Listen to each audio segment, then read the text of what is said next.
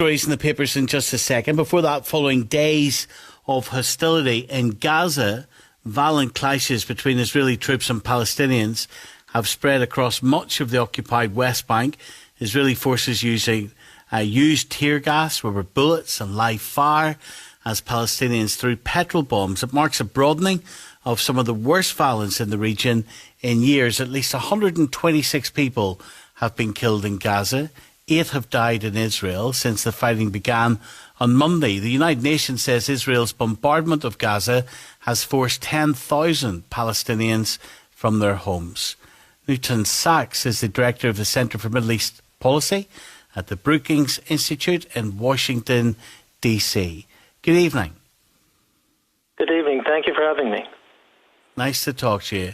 So in what ways has violence in the region been escalating over the last couple of days? Well, we've seen several weeks now of brewing conflict. It started with a major dispute in Jerusalem over the attempt to evict some Palestinian families from homes that were owned by Jewish families before 1948. And that escalated to violence around Temple Mount or Haram al-Sharif and the Al-Aqsa Mosque itself, with police entering there.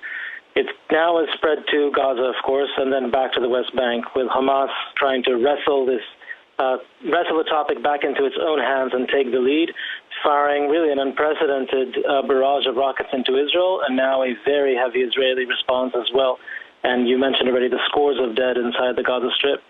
What we're seeing now in the West Bank, though, is extremely troubling. It's violence really across the area, from the Gaza Strip to the West Bank, starting, of course, in Jerusalem, but also inside Israel itself in some of the mixed cities between Jews and Arab residents.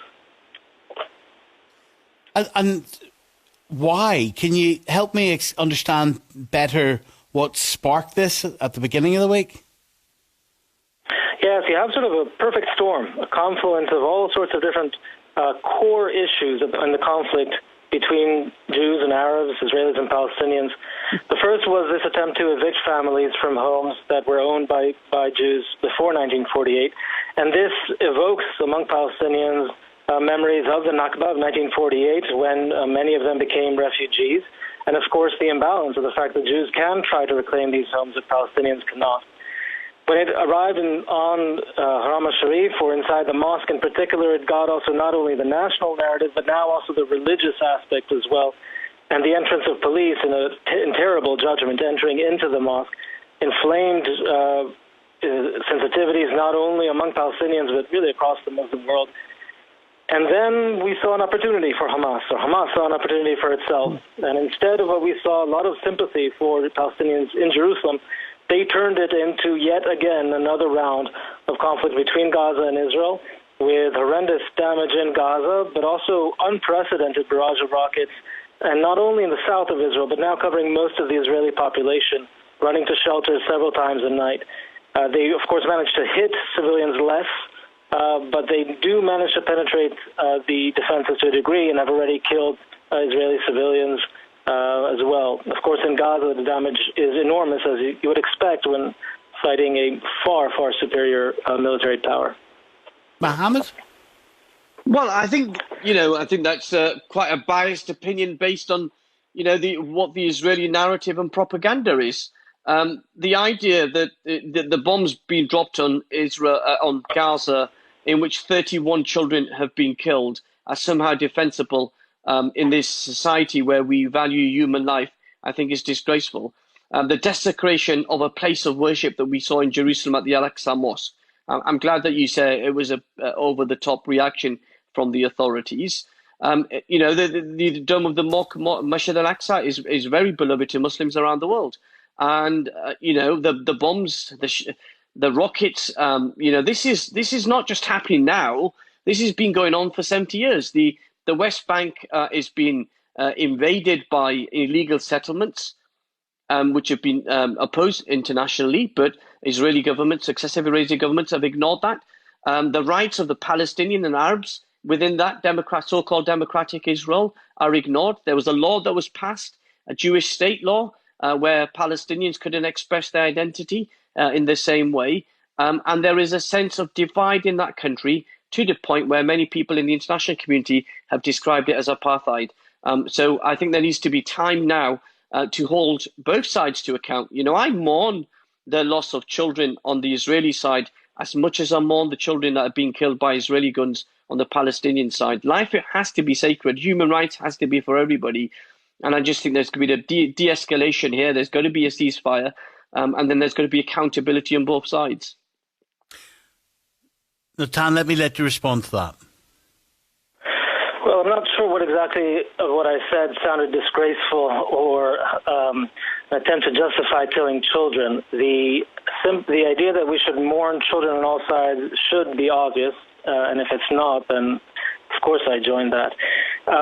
What I said was that starting a war with a superior neighbor now for the fourth time is an extremely reckless act, and that whether or not one supports Israeli bombing, it is a bad idea to start a massive war with huge barrages of rockets against a far superior neighbor. And so, yes, Israel is certainly a party to this, and we should hope, I think, for the end of warfare yesterday, but if not, then certainly today.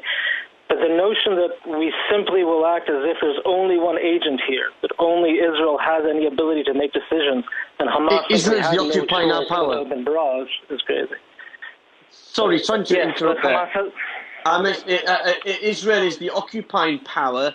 Israel is the reason why Palestinian lands are still occupied. Israel is the reason why Gaza is still an open-air prison.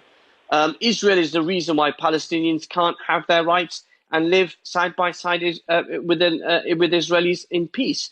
And so you get a deal to end the occupation, then there is a chance for peace and there is a chance for two states. But the way Israel is behaving over these past 70 years, they've not allowed to have a Palestinian state. And now you have people in government, in political parties within the Israeli system, who are inherently racist and xenophobic towards Arabs. So let me ask you each this question. Where do you see this heading in the coming days? Natan? I'm very pessimistic. I think that the chances of getting to a resolution, which would indeed be the ideal way forward, are very remote. The Palestinian arena is fractured between Hamas and in the Gaza Strip and the West Bank, and the Israeli government has moved very far away from where it was when it made multiple offers for a Palestinian state. Indeed, as he mentioned, there are several people now in government who are vehemently opposed to a two-state solution, much like, of course, Hamas and many Palestinian organizations. And as a result, I'm very pessimistic. I think what we should hope for and work for is first a cessation of this violence and an end to these fighting, and second, an attempt to improve dramatically the situation in the Gaza Strip in particular, where even relatively modest moves of opening up the Gaza Strip, ones that would not allow Hamas to arm itself even more, but nonetheless could be taken in short order, could improve the lives of millions, in particular 2 million in the Gaza Strip dramatically. These are things that I think are achievable, even though, unfortunately, I think a major move towards peace between the two sides is not possible in the short term. Mohammed? Well, I just hope. I hope the killing stops. I hope the Israelis can value the Palestinians they're killing, the children that they're killing, as human beings and worthy of protecting, in the same way that Israeli children should be protected. Human life is sacred, whichever side it's on. And I hope and pray that there is peace between these two people, but that cannot happen unless the occupation stops, the racism and xenophobia that has been shown to the Palestinians since 1948 ends. Natan Sachs, thank you very much indeed, sir. Thank you for being with us tonight.